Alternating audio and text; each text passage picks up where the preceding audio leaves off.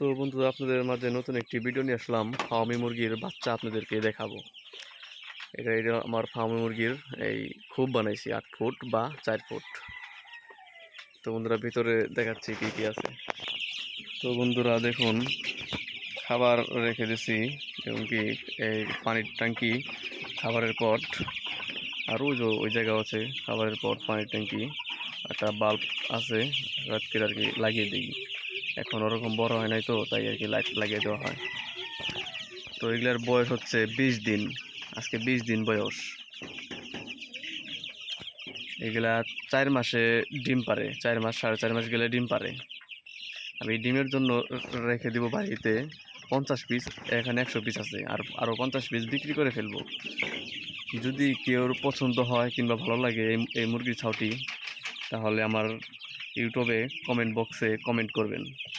Comment করে number দিবেন, আমি ফোন দেব। আর এগুলা মুরগি রোগবালাই অনেক কম হয়। আর আমি সম্পূর্ণ ভ্যাকসিন করছি, 4টা ভ্যাকসিন করা হয়েছে।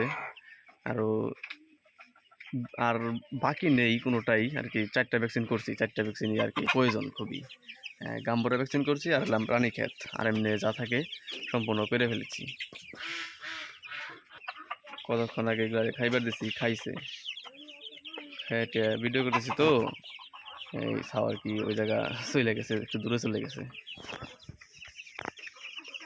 তো বন্ধুরা, ভিডিওটি এখানেই শেষ। যদি কেউ ভালো লাগে তাহলে কমেন্ট বক্সে কমেন্ট করবেন।